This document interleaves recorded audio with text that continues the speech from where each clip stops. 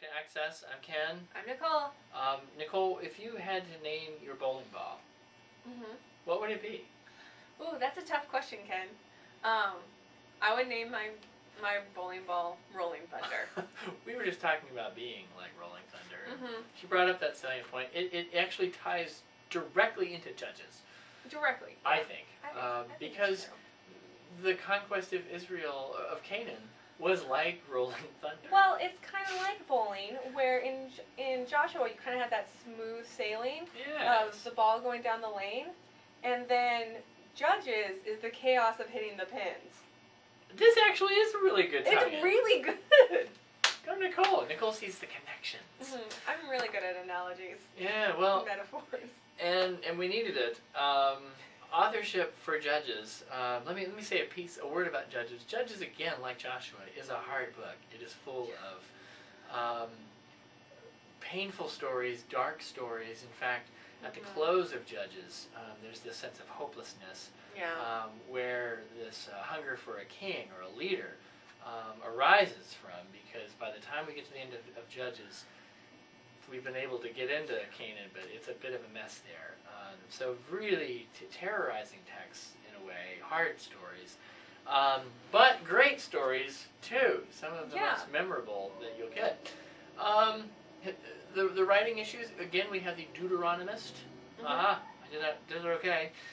So it's the same Deuteronomistic history in the time of Josiah. They're trying to write a story that makes sense for their day, as well as tell a good history.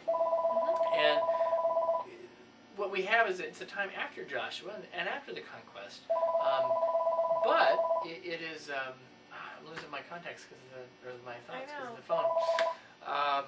Dang it! The phone's done. Get on it. I know. Move. Come on. Okay, so it's after Joshua. The time is after Joshua. It gives a more complicated view of the people settling into the land itself, whereas Joshua is very simple and easy. Judges is not. There are battles and difficulties and all sorts of trials erupting all over the place. That's a great segue, I think, into Nicole's piece of what's going on. Yeah, within the Israelite camp, what's going on is this transition of leadership. You're going from the wilderness leaders of Moses and Joshua, and at the end you're going to be moving into the period of the monarchy. So in this in-between time, you have the period of Judges. What's a judge, Nicole? Oh, that's a really good Big question, black Ken. robe? No. So the judge was a military leader. He or she. Yes, she. Let's see. Was also in charge of right worship, so holding the Israelites accountable to that. And they also did some judging. They held all three of those offices together. And we're going to see that those offices become split later on. I think that's great. Oh, and the other part of the context, which I should tell you about, is that the first half of the book is a series of cycles where the Hebrews do something stupid or evil. Yeah. They fall away from the path. They fall away. God punishes them. They get into some battles and look like a little bit of restoration. Did they do something evil? They cry out for a judge. Then they get a judge. They get a judge. And it's just this cycle of being dumb over and over again. That's fair. I think it's fair. Yeah. It's a cycle of life. It is. It's the circle of stupidity. Is really what it is. This is Nicole's pastoral sensitivity coming out. Like, I'm a teacher, not a doctor, Jim. I will be a doctor. That's right. You'll be both. I know, it's gonna be great. But then the second half of the book is if they get out of this cycle pattern to just a downward slope, and it's a devolution down. A devolution, I like that. It's a real world. Yeah, no, it's cool. I know, it's a good one. To where they pretty much just collapse into utter chaos, which is sad. But it paves the way. It paves the way for 1 Samuel. For 1 Samuel. Although we are going to do Ruth before that, but yeah, because they do. Because they do Ruth. Our book does. Yeah.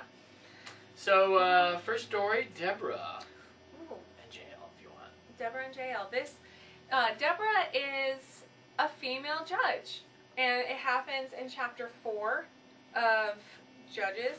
I like how it took the Supreme Court like 200 years to get a chick judge.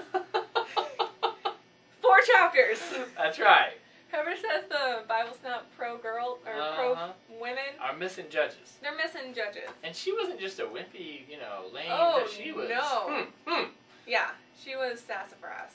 Like, she was not pulling any punches, and like none of the military leaders want to go anywhere without her. There's a conflict going on, and so Barak is the military leader. Yay, Barak! Comes to Deborah, who is judging under the palm of Deborah, and he asks for advice on how to beat Sisera, who is their opponent. I'm forgetting the name of the people that they're fighting. The Siserites. I don't remember either. Okay, so your homework is to read this and tell us who they're actually fighting. Right. That's right. But now we'll know if you're actually watching. Yes. Pop quiz. And Deborah says, Sisera will be delivered into your hand, and we're going to beat him, but you're not going to be the one who gets to do it. Sisera will be brought down by a woman. Interesting. And so the story kind of moves on, and Barak starts a battle with Sisera and his 900 chariots of armor, and Sisera is getting beat, and so he runs away, and he takes refuge in this tent, and I need help! In the tent of the Canaanites, who had a peace going on with Sisera's people. And Jael, the wife, is there. Her husband's gone, presumably fighting. And so she's like, oh yes, come on in. Let me get you some milk. Take a rest and let me cover you with a fur.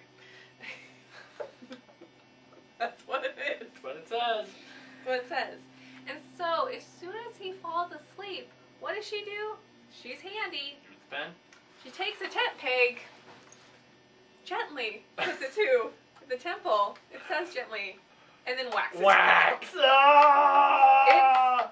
Crikey! It's pretty gruesome. Yeah, no, it's gruesome. It's gruesome. You actually find this in a lot of artwork in the Renaissance, which is pretty interesting. And so then Barak comes, and Jael's like, I think I have something to show you. And there is Sisera with a tent peg in his head. Dum dum dum. Done. Yeah. That's just a happy story. Well, it's such an interesting story.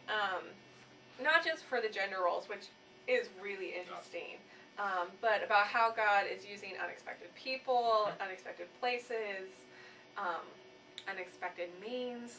You don't usually go into a battle with a tent peg. But you use what you have at hand. Yeah. I think it's a lot about being crafty and about making do with what you have. All right, so that's Deborah and Jael.